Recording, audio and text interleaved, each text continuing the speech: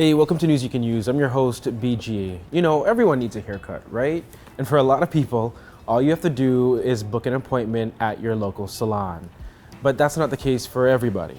That's not the case for a 21-year-old black boy who lived in northern BC and couldn't get a haircut because the local salon didn't know how to cut his texture of hair.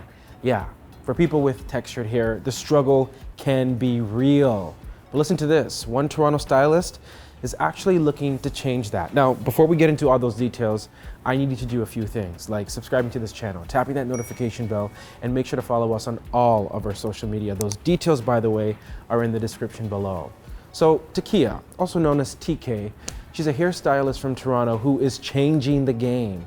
She's actually developing a new curriculum to teach hairdressers how to take care of every type of hair, not just straight or loose curly hair, but every type of texture of hair.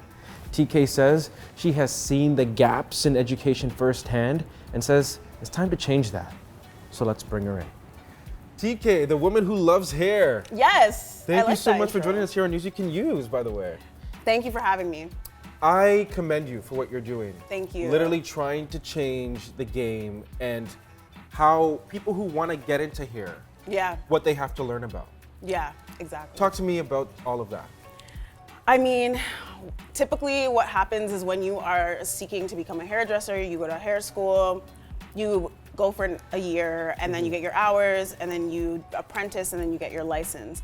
But what's been done for as long as it started is you're learning more of a Eurocentric standard, and it's not equipping you to actually represent 60% of the world that has texture in their hair when you go out in the field. And what's been happening is people have been leaving hair school unprepared for different types of textures. Even in the community that I have on Textured Hair Edu, people said they've never touched Afro textured hair before, and they're professional hairstylists. That's so crazy. It's ridiculous. It's almost like they're trying to say we're non-existent. Yeah. Like there's definitely like this energy of erasure. I have always known that coming in because I didn't start my career traditionally. I was doing hair self-taught. I had a passion for curly Afro hair in the beginning. I was like, my mom's like, you have to go to school. So I went and I went to university and I wasn't happy. And then I decided to switch paths. It was just like my energy and my excitement is just not, it didn't match where I was. Like I was on the path of like going to law school, all that kind of stuff, and I just felt like the students were really competitive, and I was just like, no, this is not the energy for me. So I reevaluated my life, and then when I started in a hair salon, I was the most happy and I was the most myself. So then I knew I wanted to do hair, but I still had a passion for curly and Afro hair, and it kind of followed me my whole career. Long story short, I just felt really like comfortable doing it. I felt like I had this innate kind of ability to work with the hair texture. One of the things I learned early on was like shape cutting, and shape cutting is one of the things that I teach and the value of it when you're creating haircuts for Afro textures. Years later, when I ended up going to hair school, I learned the proper terminologies for the techniques, but it's basically what I was doing before I went to school. But the issue is that they were mainly focused on straight hair, and like the images were like white people or like non-black people. But the funny thing is I always like was the type of person to like bend the rules and kind of like run my own path. So Good for you. Thank you. Bend them like Beckham. Yep. So this is what I did. I brought only black models, you know. So when it was time for us to do our model demo, the teachers were like scrambling. They didn't know what to do. They're just like, use this product. Products not work. Use this tech. I'm like, no, you just have to do this. And I would do it my own way in like 30 seconds. And then you'd be like, whoa. I remember even like cutting an afro and then straightening it, and then it came out straight on the ends. And my teacher was like, wow, that's so amazing. And I'm like, how do y'all not know this? And you're teaching me, like I should be getting your salary. This is crazy because literally the people who they're teaching are the ones that everybody's going to try to get a haircut. And some of us are gonna feel excluded because they're not gonna know how to do that. Exactly. And then I would have conversations with some of them, and they would say that they learned how to do certain things on afros because they had a black student in their class. Like that's kind of how they learned. But like there was no curriculum for it. So at the end of the day, I was realizing this gap, like in every stage of my career. Like I had the privilege and the honor of working in Black salons early on before I even went to hair school, and it taught me a lot about my own people. But then when I learned how to do multicultural hair, I was like, I want to be able to do all kinds of hair.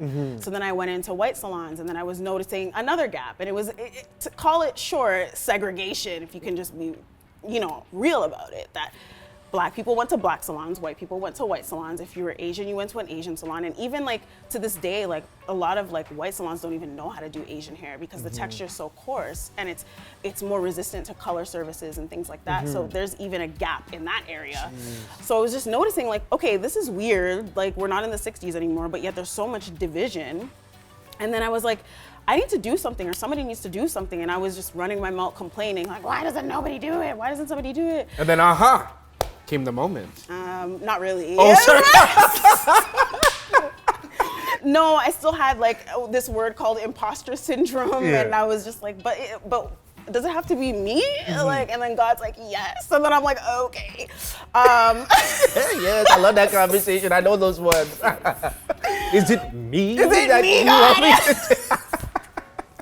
So, you know, like to prove myself worthy, I did a lot of my own research. I asked people, like hairstylists that I knew, because I'm keen for networking. Yeah. So I met a lot of great people in the industry, and I would ask them, like, do you feel confident in the education that you got in hair school? And 99% of them that signed my petition said that they didn't. And then 37% said that they feel confident now, which in my brain means that you didn't learn these skills in hair school, you learn it from experimentation on the job. Wow. And it's just like, Black people shouldn't be experimented on. Well, I mean, but talk to me about this petition that you started. I didn't realize I was doing market research at the time, and this was back in October 2021. Sorry, just over October 2020. 2020, you're right. Yeah, My bad. no October problem. 2020. Okay. So yeah, I just asked like random polls, and then after they were like, I feel not so confident in Afro textures, but I feel a little bit more confident in wavy, curly textures. That's the thing too, is I was finding that like all textures are different, but to classify it as textured hair, it kind of like oversimplifies it a little bit. Yeah. So I wanted to really dig deep on what people were comfortable doing. And then I even asked people with natural hair, and they were like, I learned everything I did from YouTube. And it's just like, that was triggering, because it's like, you should be able to go to a stylist that can educate you on your own hair. But because a lot of people with natural hair don't feel confident going into a salon. Well, I mean, like we even have our different textures with Afro hair, right? Like, you have 3C, 4C. You know the type. Well, you know, I love my beautiful 4C. You know what I'm saying? Like, I love my beautiful 4C. You know I'm so proud of you. You would pass my classes. Well, I had to do my own research as well, because like, again, trying to figure out, you know, I've told this story before, like I used to live in parts of the country where there were no Black people. And there was this place in northern BC, and I'll never forget, like I was in desperate need of a fade, desperate need of a fade. And so I walked to the salon, and I remember I saw this Black woman. It was the first time I saw another Black person there. Wow. And I walked right up to her, and she stopped me. And she said, I don't know how to cut our type of hair. A Black woman said that to you? Yes. Because she wasn't taught. So it's just, it comes full circle. It's such a full circle, and the reason why I share that story is because it just shows those little things in life that some people take for granted. They don't even notice that other people, like that's such a hindrance to me. My job at the time is to be in front of the camera, and I can't even go try to make myself look presentable in the way fashion that I want to, and other people can just walk in and it's just like it doesn't even faze them. The issue that constantly faces us is that a Black stylist is required to know all types of hair, but a white stylist is only required to know their type of hair. That's the problem, right? So when these things perpetuate, it just keeps coming up, and nothing is being done about it. Well, you're doing it. You're doing it. I'm out here. So I want to get back to that survey that you were conducting. It was like kind of like market research. Yeah. You had all this great feedback. What did you do with it next? Then I started planning my first class, and when we were planning it out, we originally set a date for January 2021. But unfortunately, with the rise of the pandemic, we had to shift it. But in that moment, I was gonna give up, and then I was like, no, keep trying it.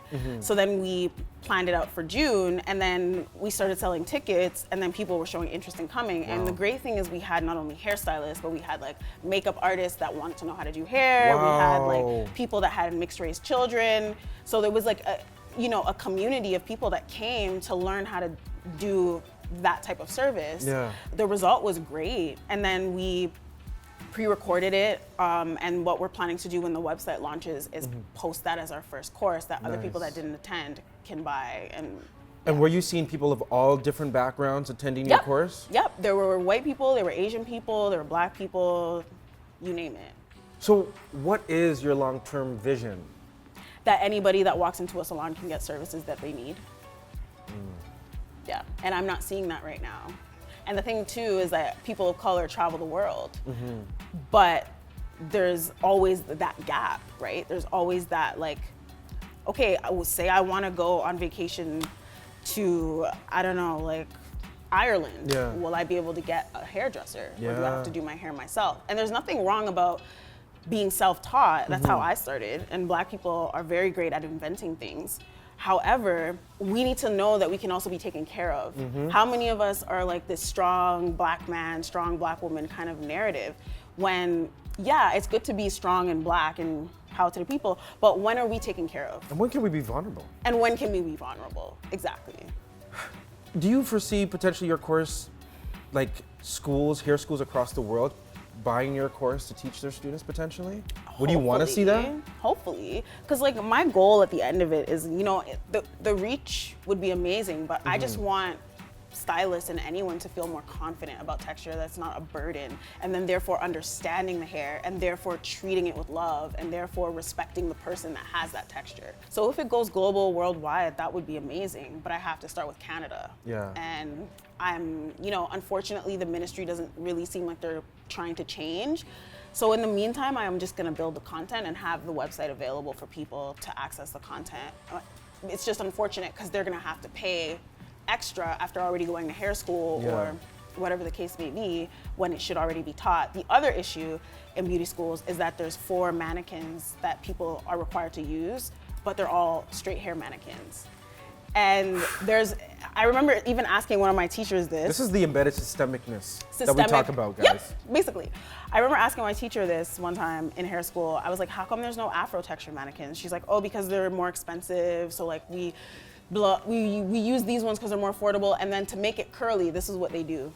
They perm the hair curly, and then that's your curly hair lesson. And then I looked it up myself, and the mannequin was actually not that much more than the straight mannequin. So instead of putting 4 straight hair mannequins, why not put a straight hair, a wavy hair, a curly, and an afro? And obviously a mannequin's not like real hair, but you'll have a better understanding of even how to cut an afro with a mannequin that you can practice on.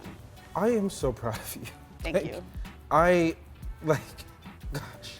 It's crazy. What you're doing right now will change lives. Yeah. And I literally say that because we all know how important, you know, whether you have hair, whether you don't, but what's on top of your head is your crown. It is, but it's treated like a crown of thorns instead of a crown of gold. It's treated like it's a burden and like a mistake even sometimes. Like I hear conversations of people like, oh, I wish my daughter's hair, if a mixed race situation, I wish my daughter's hair was more like mine, or not so much like her father's. You know what I'm trying to say? It's things like that. Those kind of conversations that happen, it's like, what's the underlying message here? Is that people are more comfortable with whiteness than they are with blackness and even BIPOC. And we need to lives. expose and show people that, my gosh, this hair is versatile.